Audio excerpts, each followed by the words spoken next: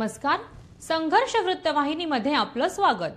घेऊया ठाणे आणि आसपासच्या परिसरामधील घडणाऱ्या महत्त्वाच्या घडामोडींचा आढावा. आजच्या वेगाने बदलणाऱ्या जगामध्ये जिथे तंत्रज्ञान प्रगती करत आहे तिथे आपण रोज खातो ते अन्न कसे पिकवले जाते हे जाणून घेणं अत्यंत महत्त्वाचं आहे. विशेषतः हवामान बदलाच्या आव्हानांना तोंड देत असताना शेतकऱ्यांचे कष्ट, शेतीसमोरील अडचणी समजून घेणं आवश्यक आहे. सततच्या पावसामुळे भातशेतीसारख्या पिकांवर येणारं संकट हे शेतकऱ्यांच्या मेहनतीवरती आणि देशाच्या अन्न सुरक्षेवरती प्रश्नचिन्ह निर्माण करत आहे. बाल्यावस्थेतच विद्यार्थ्यांना शेतीविषयी जाणीव जागृती निर्माण करणं हे येणाऱ्या काळासाठी अत्यंत महत्त्वाचं आहे. शेतीबाबत पुस्तकी ज्ञानासोबतच विद्यार्थ्यांना शेतीची प्रत्यक्ष माहिती, तिचे महत्त्व आणि त्यातील आव्हानं याची ओळख करून देणं आवश्यक आहे. यामुळे विद्यार्थ्यांमध्ये निसर्गाबद्दल प्रेम, आदर आणि अन्नदात्याबद्दल कृतज्ञता निर्माण होईल. सरस्वती मंदिर ट्रस्ट ठाणे या नौपाड्यातील सुप्रसिद्ध शाळेने या दिशेने एक महत्त्वपूर्ण पाऊल उचललेलं आहे. त्यांच्या लावणी ते कापणी या उपक्रमाद्वारे शेती शिक्षण या अभ्यासक्रमाचा अविभाज्य भाग बनवला जात आहे. हा उपक्रम गेल्या 2 वर्षापासून यशस्वीपणे राबवला जात आहे. शाळेचे कार्यकारी विश्वस्त सुरेंद्र दिघे यांच्या संकल्पनेतून अनंताश्रम ट्रस्ट आणि शाळेच्या माजी विद्यार्थ्यांच्या मार्गदर्शनाने लावणी ते कापणी शेती हा शेती उपक्रम ठाणेकरांमध्ये जागृती करत आहे. भारत देश हा कृषीप्रधान देश आहे. आज 80% अजूनही भारतातली लोकसंख्या शेतीवर अवलंबून आहे. ही शेतकऱ्यांनी करणारी मेहनत, त्याला मिळणारे उत्पन्न हे शहरातल्या लोकांना कल्पना नसते. त्यांच्या येणाऱ्या अडचणी आता आपण गेल्या 2 महिन्यात बघितल्या आहेत. अकाळी येणाऱ्या पावसामुळे हातातलं पीक जातं शेतकऱ्यांचं. आपल्या नवीन शैक्षणिक धोरणामध्ये कला कौशल्य विकास हा भाग घेतलेला आहे. सरस्वती मंदिर ट्रस्टने ह्याचाच विचार करून शेती शिक्षण हा सहशिक्षणाचा उपक्रम म्हणून आम्ही येऊरच्या ह्या अनंताश्रममध्ये मुलांना भातशेतीचं शिक्षण देण्यास सुरुवात केली. मागच्या वर्षी लावणीपासून सुरुवात केली होती, लावणी ते कापणी. आता ह्या वर्षी आम्ही पेरणीपासून कापणीपर्यंत आलो आणि आज त्याचा सांगता समारंभ आम्ही आयोजित केला. हे गेले 4 महिने आमचे मुलं विद्यार्थी गटागटाने इथं येत होते आणि प्रत्यक्ष शेतीचा अनुभव घेत होते. भविष्यामध्ये ही मुलं अशाच कौशल्याचा विकास त्यांचा जो होतो आहे त्याचा विकास करत स्वतःच्या पायावर उभे राहतील असा आत्मनिर्भर आपल्या देशाच्या निमित्ताने हे पहिले आम्ही पाऊल टाकलेलं आहे. ह्याचं अनंताश्रम ह्या येऊरमधील संस्थेने आम्हाला जे सहकार्य दिलं, विशेषतः लाडसर, संकेत आणि स्वराज यांचं मी खरंच मनपूर्वक आभार मानतो. आमची माजी विद्यार्थिनी जी कृषी विद्यापीठाची पदवीधर आहे आणि चॅन्सेलर मेडल विनर आहे, सुवर्णपदक विजेती आहे, सीमा हर्डीकर, तिने ह्या बाबतीत आमच्या मुलांना मार्गदर्शन पण केलं. हा उपक्रम आम्ही असाच पुढे चालू ठेवणार आहोत. धन्यवाद. सर्व नागरिकांना आवाहन करण्यात येत आहे की सध्या डासांमार्फत पसरणाऱ्या डेंग्यू या आजाराचा प्रसार रोखण्यासाठी प्रत्येकाने पुढील प्रमाणे कार्यवाही करावी. डेंग्यू आजार एडिस इजिप्ती हा डास चावल्याने होतो. या डासांची पैदास साचलेल्या किंवा साचवलेल्या स्वच्छ पाण्यामध्ये होते. 8 दिवसांपेक्षा जास्त दिवस पाणी उघडे व साचून राहिल्यास त्यात डास अंडी घालतात. अंड्यांच्या अळ्या तयार होऊन पुढे डास तयार होतात. यासाठी आपल्या घरातील पाणीसाठे उदाहरणार्थ बॅरल्स, पिंपे, टाक्या, हौद, रांजणे इत्यादी दर आठवड्याला रिकामे करून घासून पुसून कोरडे करून पुन्हा भरावे. 1 दिवस कोरडा दिवस म्हणून पाळावा. पाणी साठ्यांना घट्ट झाकणे बसवावीत किंवा जुनी साडी, चादर, धोतर यांनी बांधून झाकून ठेवावीत, म्हणजे डास त्यात जाऊन अंडी घालणार नाहीत. घराच्या गच्चीवर, आजूबाजूला, अंगणात कोठेही पाणी साचू देऊ नये. भंगार सामान उघड्यावर टाकू नये. उदाहरणार्थ टायर्स, प्लास्टिक सामान, कुंड्या, टाकाऊ वस्तू इत्यादी. अशा सामानात पावसाचे पाणी साठून त्यात डेंग्यूच्या डासांची पैदास होते. घरातील कूलर्स, फ्रीजच्या पाठीमागील ट्रे हे देखील वेळोवेळी कोरडे करावेत. लक्षात ठेवा, नुसत्या फवारणीने डास घनता कमी होत नाही, तर त्यासाठी डास पैदास ठिकाणे नष्ट करणे ही आपल्या सर्वांची जबाबदारी आहे. कोणताही ताप अंगावर न काढता जवळच्या शासकीय रुग्णालयात मोफत औषधोपचार घ्या. अशा प्रकारे नागरिकांनी सहकार्य केल्यास डेंग्यूचा प्रसार रोखणे सहज शक्य आहे.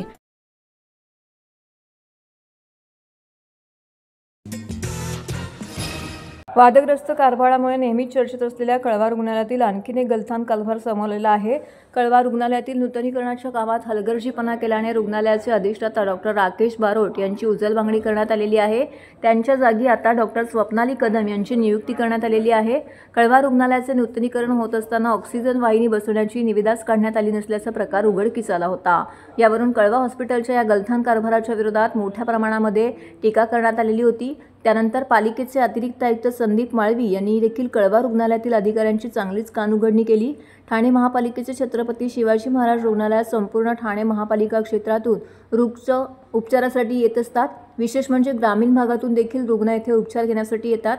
त्यामुळे येथे मोठी गर्दी होते. या रुग्णालयाचे नूतनीकरणाचं काम काढण्यात आलं होतं. मात्र हे नूतनीकरण होत असताना ऑक्सिजन वाहिनी टाकण्यासाठी निविदाच काढण्यात आली नसल्याची गंभीर बाब उघडकीस आली. यावरून अधिष्ठाता डॉक्टर राकेश बारोट यांना ही चूक भोवली असून अखेर प्रशासनाने त्यांची बदली करून त्या ठिकाणी डॉक्टर स्वप्नाली कदम यांची नियुक्ती केली आहे. ठाणे स्थानकातील दिव्या मार्गावरती 15 डब्यांची लोकल सुरू करण्यासाठी फलाटांची लांबी वाढवण्याचं काम सध्या युद्धपातळीवरती सुरू आहे. त्यामुळे इतकी रोज गर्दी घुसमटलेले स्थानक नवीन वर्षात मोकळा श्वास घेऊ शकेल अशी शक्यता व्यक्त होते. सर्वाधिक गर्दीचे स्थानक म्हणून 6.5 लाखांहून अधिक प्रवासी ठाणे स्थानकाकडे पाहिले जात आहेत. दररोज या स्थानकातून प्रवास करतात. फलाट क्रमांक 2 वरून कल्याण दिशेने लोकल कर्जत कसारापर्यंत धावतात, तर फलाट क्रमांक 4 वर या मार्गावरून येणारे लोकल छत्रपती शिवाजी महाराज स्थानकांपर्यंत पोहोचतात.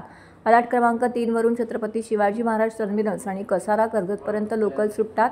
या तिन्ही फलाटांवरती सकाळ संध्याकाळच्या पीक आवरमध्ये पाय ठेवायलाही जागा नसते. स्थानकातील जलद मार्गावरील फलाटांची लांबी आणि उंची या आधीच वाढवण्यात आल्याने येथे 15 डब्यांच्या लोकल थांबतात. पण फलाट क्रमांक 2, 3 आणि 4 वर 15 डब्यांच्या लोकलसाठी तोकडे भासत आहेत. त्यामुळे या मार्गावरती 15 डब्यांची लोकल असल्यास ती 2 वेळा थांबवण्यात येते. त्यामुळे प्रवाशांची त्रेधा उडून अनेक वेळा अपघातांना आमंत्रण मिळत आहे. ही स्थिती सुधारण्यासाठी तसेच भविष्यात धीम्या मार्गावरती 15 डब्यांच्या लोकल सुरू करून प्रवास आरामदायी करण्याकरिता प्रशासनाने फलाट क्रमांक 2, 3 आणि 4 यांचा विस्तार करण्याचा निर्णय घेत कामाला सुरुवात केलेली आहे. मध्य रेल्वेमार्फत सध्याच्या घडीला 20 ते 22 फेऱ्या 15 डब्यांच्या चालवल्या जात आहेत. यातील बहुतांश लोकल या जलद मार्गावरती धावतात. धीम्या मार्गावरती विशेषतः फलाट क्रमांक 2 आणि 4 वर 15 डब्यांचे जलद लोकल आल्यास तिला 2 वेळेचा थांबा द्यावा लागतोय. ठाणे स्थानकात दिवस रात्र फलाटांचे रुंदीकरण सुरू आहे. डिसेंबर 2025 पर्यंत हे काम पूर्ण करण्याचं नियोजन असल्याची माहिती रेल्वेचे जनसंपर्क अधिकारी डॉक्टर स्वाती नीला यांनी दिली आहे. शीख धर्मांचे संस्थापक गुरु नानक देवजी यांची आज 556वी जयंती ठाण्यामध्ये श्रद्धा, भक्ती आणि समतेचा संदेश देत साजरी करण्यात आलेली आहे. तीनाथ नाका येथे दशमेश गुरुद्वारा आहे. येथे दिवसभर कीर्तन आणि आर्थिक प्रवचनांचं आयोजन करण्यात आलेलं आहे. गुरु नानक देवजी यांच्या शिकवणीवरती आधारित भजन आणि गुरुबाणीने परिसर पूर्णतः दुमदुमून गेला होता. या दिवशी ठाण्यातील सर्व शीख बांधवांनी या ठिकाणी उपस्थित राहून लंगर सेवा देखील आयोजित केली होती. यामध्ये त्यांनी आपली सेवा देखील पुरवली. जात, धर्म, पंथ याचा भेद न करता सर्वांसाठी मोफत भोजनाची व्यवस्था करण्यात आलेली होती. अत्यंत शिस्तमय आणि भक्तिमय वातावरणामध्ये या ठिकाणी ही गुरु नानक जयंतीचा उत्सव सुरू होता. भक्तांनी गुरुद्वारामध्ये दर्शन घेण्याकरिता मोठ्या संख्येने गर्दी केली होती. त्याचबरोबर शिकवणींचं स्मरण देखील येथे त्यांनी केलंय. एकच मानवता, सर्वांसाठी समानता हा गुरूंचा संदेश या उत्सवाच्या माध्यमातून अधोरेखित करण्यात आलेला आहे. तर भाविकांनी देखील मोठ्या संख्येने उपस्थित राहून या गुरु नानक जयंतीनिमित्त सेवा करीत लंगर सेवेचा देखील लाभ घेतलेला आहे.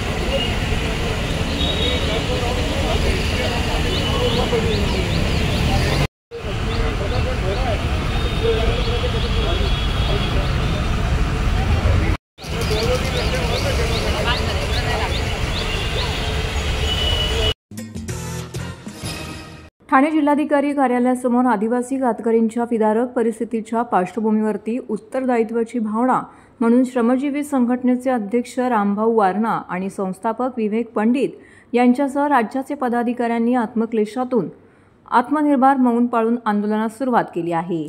देश स्वातंत्र्याच्या शताब्दीच्या उंबरठ्यावरती आहे, तर देशाची आर्थिक राजधानी असलेल्या मुंबईपासून केवळ काही किलोमीटर अंतरावर राहणाऱ्या आदिम कातकऱ्यांच्या श्रमाचा अमानुष बाजार सुरू आहे. लहान मुलांचं बालपण खोडून नेलं जातंय, त्यांचं माणूस म्हणून जगणंच नाकारलं जातंय. दारिद्र्य, अन्याय आणि प्रशासनाच्या दीर्घकालीन अंमलबजावणीतील दिरंगाईमुळे हा आदिम समाज खुलेआम उद्ध्वस्तेच्या मार्गावरती उभा आहे. श्रमजीवी संघटनेने आता या आदिवासी जमातीसाठी आत्मक्लेशातून आत्मनिर्धाराचे निर्णायक पाऊल उचललेले आहे. निरक्षरता आणि दारिद्र्यामुळे अल्पवयीन मुलींची खरेदी विक्री, कर्जबाजारीपणामुळे पुन्हा वाढलेली वेठबिगारी, स्थलांतरामुळे अर्ध्यावर राहिलेले शिक्षण आणि बालमृत्यूच्या वाढत्या घटना या सर्व कातकरी समाजाचे जीवन अंधकारात लोटले गेलं आहे. वनहक्क, गावठाण हक्क आणि मुक्त वेठबिगारांचे पुनर्वसन आजही प्रलंबित आहे. यासाठी श्रमजीवी संघटनेचे राज्याचे पदाधिकारी, श्रमजीवी संघटनेचे अध्यक्ष रामभाऊ वारणा, जनरल सेक्रेटरी बाळाराम भोईर, विजय जाधव, ठाणे जिल्हा अध्यक्ष अशोक सपाटे, पालघर जिल्हाध्यक्ष सुरेश रेंजड, संघटक सचिव सीता घाटल, पूजा सुरुमाळी, रुपेश डोले, ठाणे जिल्हा प्रमुख जया पारधी, पालघर जिल्हा महिला प्रमुख रेखा पाराड इतर कार्यकर्ते पूर्ण दिवस उपवास करून आत्मश्लेष करणार आहेत.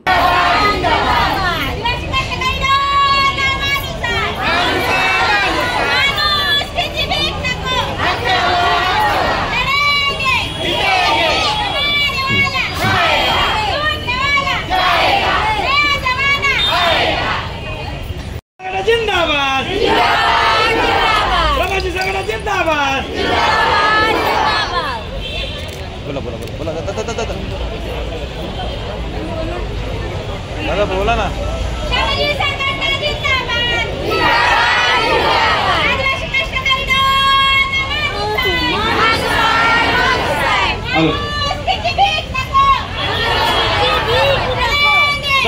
प्रिय देशाच्या स्वातंत्र्याच्या 80 वर्षानंतर आता लवकरच स्वातंत्र्याची शताब्दी आपण करतो आणि 2047चं व्हिजन आपल्या देशाचं महासत्ता बनण्याचं कसं असेल त्याची स्वप्न आपला देश पाहत असताना मुंबई या आंतरराष्ट्रीय महानगराच्या जवळ जगणारी कातकरी ही जी आदिम जमात आहे आदिवासींच्या मधली, ती जमात मात्र भीषण वास्तवाला सामोरं जात आहे. 12-13 वर्षाच्या मुली नगर जिल्ह्यातल्या संगमनेरचे लोक या ठिकाणी येऊन खरेदी करून जात आहेत. अशा 6 घटना आता गुन्हे अशा पद्धतीचे दाखल झालेले आहेत. लहान लहान मुलांची विक्री 500-500 रुपयाला मेंढपाळांसाठी किंवा मच्छी सुकवण्यासाठी, घरकामासाठी या कातकऱ्यांची जात आहेत. खाण्यासाठी कर्जबाजारीपणा कातकऱ्यांच्या वर आलेला आहे आणि त्यातून भीषण दारिद्र्यानं ही जमात गांजलेली आहे, ती नष्ट होण्याच्या मार्गावर आहे. याची खंत आम्हाला आहे की देशाच्या स्वातंत्र्यानंतर संविधानाने जे मूलभूत अधिकार दिले, जगण्याचा सन्मानाने जगण्याचा जो अधिकार दिला, तो आम्ही अजूनही यांच्यापर्यंत पोचवू शकलो नाही. याची खंत आम्हाला आहे आणि या समाजाला जागृत करण्याकरता, त्यांना संघर्षाला प्रवृत्त करण्याकरता आम्ही आज आत्मक्लेश आणि उद्या निर्धार करतो. आज आम्ही सर्व गावागावामध्ये, घराघरामध्ये उपवास करतायत. या ठिकाणी सुद्धा संघटनेचे पदाधिकारी उपवास करतील आणि आत्मक्लेश करतील आणि उद्या निर्धार करून या कातकरी समाजाला संघटित करून त्यांना या भीषण दारिद्र्यातून बाहेर काढण्याचा प्रयत्न करतील. उद्या मोठ्या प्रमाणावर 50 ते 60 हजारापेक्षाही जास्त आदिवासी हे या ठिकाणी येतील. ते मुख्यतः निर्धार करण्यासाठी येतील की अजूनही स्वातंत्र्याच्या 80 वर्षानंतर लढाई बाकी आहे, स्वातंत्र्य मिळणं बाकी आहे. आपल्याच समाजातला एक घटक हा अजूनही मागे आहे. त्यामुळे उद्या सरकारकडे आम्ही काहीही मागणार नाही. आम्ही निर्धार करणार आहोत की या सरकारकडून हिसकावून कसं घ्यायचं आणि कातकरी समाजाला निश्चितपणे संघटित करून संघर्षाला प्रवृत्त कसं करायचं याचा निर्धार करायला आम्ही येणार आहोत. सरकारने काही द्यावं, काही देऊ नये, आम्ही काहीच मागणार नाही. कारण जे द्यायचं आहे ते संविधानाने इतकं दिलं आहे, ते 80 वर्षात सरकारने पोचवलेलं नाही आहे, हे आमची खंत आहे. मी आढावा समितीचा अध्यक्ष म्हणून सुद्धा मी खंत व्यक्त करतोय ना की आढावा समितीचा अध्यक्ष म्हणून मला राज्यमंत्री दर्जा होता, मला मंत्री दर्जा होता. मी माझी दुःख शासनाला सांगेन, पण माझी खंत आहे की मी या कातकरी समाजाला न्याय नाही देऊ शकलो. तर हे होतं संघर्ष वृत्तवाहिनीचं आजचं बातमीपत्र. उद्या पुन्हा भेटू याच वेळी याच ठिकाणी ताज्या घडामोडींसह. तोपर्यंत नमस्कार.